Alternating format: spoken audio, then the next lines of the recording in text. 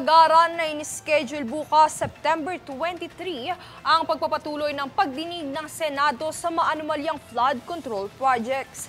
Ito ay makaraang ma-recover nitong weekend ang ilang mga dokumento, computer at ilan pang bagay mula kay dating DPWH official Bryce Hernandez na maaaring sumuporta sa mga pahayag niya sa kaso. Ayon kay Senate Blue Ribbon Committee Chair Ping Lacson, dadaan sa tamang proseso ang mga kagamitan at tiniyak na ipepreserba ang chain of custody. Agad din umano nilang ipapadala sa Independent Commission for Infrastructure ang anumang ebidensyang kanilang makakalap. Kahit anya ito pa ay patungkol kina Senators Jinggoy Estrada at Joel Villanueva.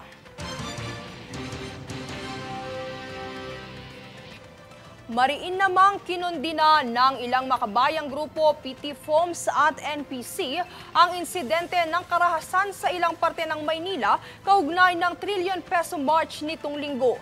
Naritong ulat. Sa pagsiklab ng isang malawakang kilos protesta laban sa korupsyon nitong linggo sa ilang bahagi ng bansa gaya ng EDSA Shrine, kahabaan ng Rojas Boulevard at Luneta Park ay ilang insidente rin ng karahasanang hindi naiwasang maganap. Sa pangunguna ni Dr. Jose Antonio Goytia, Chairman Emeritus ng 4 na makabayan at sibikong organisasyon, mariin niyang kinokondena ang kaguluhang sumiklab sa Mendiola. Anya, isang baluktot na agenda ng mga bayarang anarkista ang nanamantala sa dapat sanay mapayapang pagtitipon ng tunay na tinig ng taong bayan. Bato at bote ang ilan sa mga inihagis ng ilang mga rallyista na nakasuot ng ski at balaklava mask kung saan kanilang sinunog ang mga gulong at isang motorsiklo ng pulis na nagdulot ng dispersal operation. Kanya ring inilarawan ito bilang isang malinaw na krimen at hindi pagprotesta. Dagdag niya, hindi na ito saklaw ng freedom of expression, kundi hayagang paglabag sa batas. Batay sa revised penal code, malinaw na pumapasok ang ginawa ng mga rallyista sa krimeng sedisyon, isang paglabag laban sa kaayusan at mismong republika. Kaugnay nito ay mariing giniit ng Presidential Task Force on Media Security at National Press Club ang kahalagahan ng malakas na safety protocols para sa mga mamamahayag. Ito ay makaraan ang insidente sa Ayala Bridge sa pagtatangkang makalapit sa palasyo ng Malacanang ng ilang mga rallyista na ikinasugat ng ilang individual, kabilang ang isang broadcast journalist na tinamaan ng projectile habang nag-uulat ng live report. Bunsod ng insidente, mariing kinundina ng PT FOMS at NPC ang bayolenteng engkwentrong ito dahil ang kaligtasan nila ng mga mamamahayag ay kritikal upang matiyak ang malaya, patas at malinaw na daloy ng impormasyon para sa publiko. Bukod sa ilang journalist, nasaktan at ninakawan din ng gamit ang ilang individual at volunteer ng makabayang grupo. Bunsod nito, kasalukuyan na silang nakikipagtulungan sa mga otoridad at mga katuwang na intelligence unit upang kilalanin ang mga umatake sa kanilang hanay. Kaugnay nito ay sinusulong din ng makabayang grupo ang mapayapang pagprotesta para sa kaligtasan, kaayusan at preserbasyon ng halaga ng tunay na ipinaglalaban ng taong bayan. Nagpahayag din si Goytia ng buong suporta kay Pangulong Ferdinand Marcos Jr. at sa kampanya nito laban sa katiwalian sa bansa. Ang trilyon peso march na ikinasa ng iba't ibang sektor nitong September 21 ay nag-ugat sa mga nabunyag na issue sa maanumalyang flood control projects. Princess Castro nag-uulat para sa Golden Nation Network. Sa kaugnay na balita, bunsod ng malawakang kilos protesta na nangyari nitong linggo, ilang mga kabataan ang nanguna sa kilos protesta. Samantala, nakaantabay pa rin ang kapulisan sa post-rally situation sa Maynila ngayong Lunes para sa seguridad ng publiko. Tunghayan ang ulat mula kay Jovi Rodriguez. Sa nangyaring kilos protesta kahapon, libong mga kabataan ang lumahok kabilang na riyan ng mga aktivistang grupo at mga estudyante sa iba't ibang universidad ng Metro Manila. Ayon kay Christine Bakuli na nakatira sa Ligarda, Quiapo, tama ang ginawang pag-alma ng bayan sa panloloko na ginagawa ng mga sangkot sa katiwalian at humihiling na sana ay may gawin ng Pangulong Marcos Jr. tungkol rito. If BBM is with us, then tulungan niya tayo na managot kung sino talaga yung dapat mga managot and makulong kung sino yung mga dapat makulong. Samantala, may mga kabataan rin na nagsunog ng truck, motorsiklo at nagbandalisa sa mga lugar na pinangyarihan ng mga kilos protesta. Bunsod nito, may mga nasaktan na pulisya at ralista. Ayon naman kay Natrick J. Subak na nakatira sa malapit sa Mindiola kung saan nangyari ang riot, di umano ay may nagpaputok ng baril at may tinamaan sa pagitan ng isang grupo ng kabataang ralista at ng kapulisan. May nabalitaan po ko dyan na may namatay ito or na baril. Kaya natakot na rin po ako, umakit na rin po ako kasi hindi ko na po kasi. Andito tayo ngayon sa Ayala Bridge, Maynila kung saan makikita ang truck na sinunog ng mga rallyista sa isinagawang kilos protesta kahapon.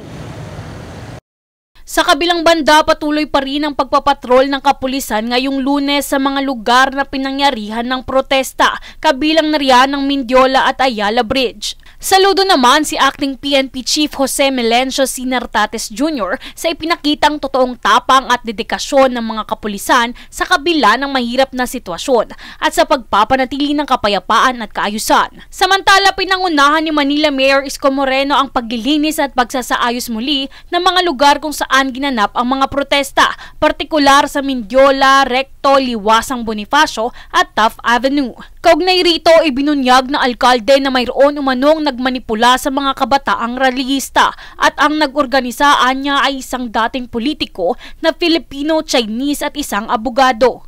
May mga balita kami, mga dating politiko, Filipino-Chinese, may isa naman lawyer. Ayan yung mga binabantayan namin yan. Sa kasalukuyan, mulat na ang mga Pilipino sa nangyayaring korupsyon ngayon sa gobyerno at dapat na umaksyon ng Pangulo sa mga nangyayaring katiwaliang ito. Ayon yan kay Ronnie Ducos na nagtitinda ng mga panyo sa bangketa ng Maynila.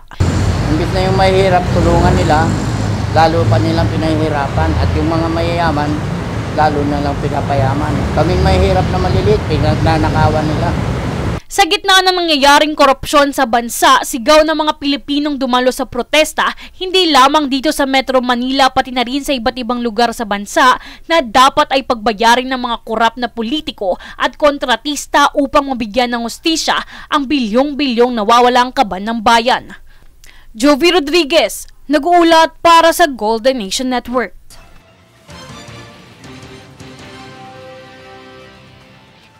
Samantalo, ayon sa ulat ng Department of the Interior and Local Government o DILG, pumalo sa 2,777 na mga residente ang nailikas sa Northern at Central Luzon, bunsod ng panganib na dala ng Super Typhoon Nando.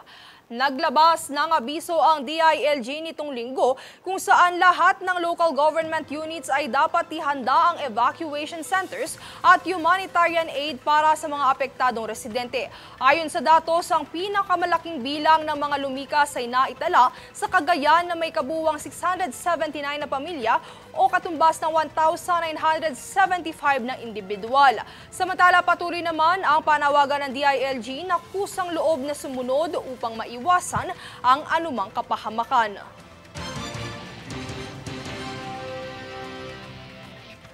Sa iba pang balita, pinag-iisipan na ng Department of Agriculture o DA ang pagpapalawig ng kasalukuyang pansamantalang ban sa importasyon ng bigas kahit hanggang 15 araw lamang ito.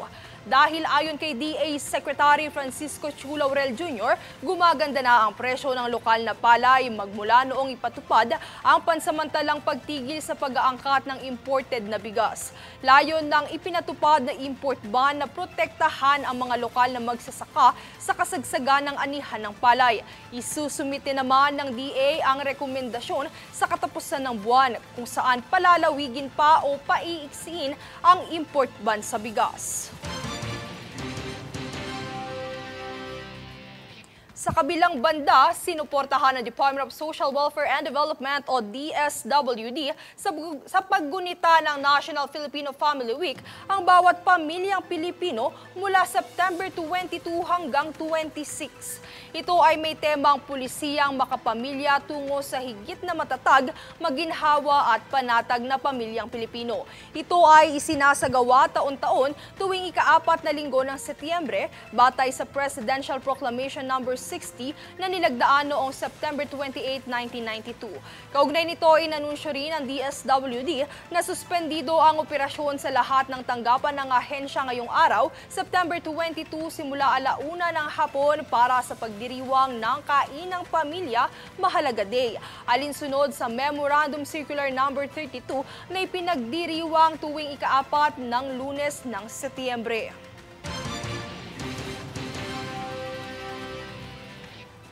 Sa kabilang banda, mabilis na rumisponde ang Philippine Coast Guard sa Tabina matapos i-report ang 1 taong gulang na sanggol na nalunod sa Barangay Poblacion, Zamboanga del Sur. Agad na isinagawa ng mga tauhan ang CPR hanggang sa muling magkaroon ng malay ang bata at dinala ito sa Rural Health Unit para sa karagdagang gamutan. Patuloy na minomonitor ng Coast Guard ang kalagayan ng sanggol at pinalalahanan ang mga residente na maging mas maingat upang maiwasan ang ganitong insidente.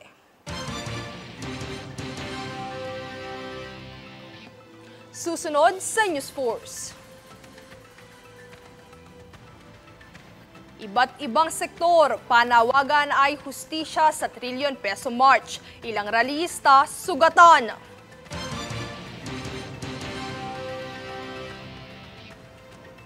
BOC, nasamsam ang higit sa 2 billion pesos na halaga ng ipinuslit na sigarilyo, droga at karne sa merkado.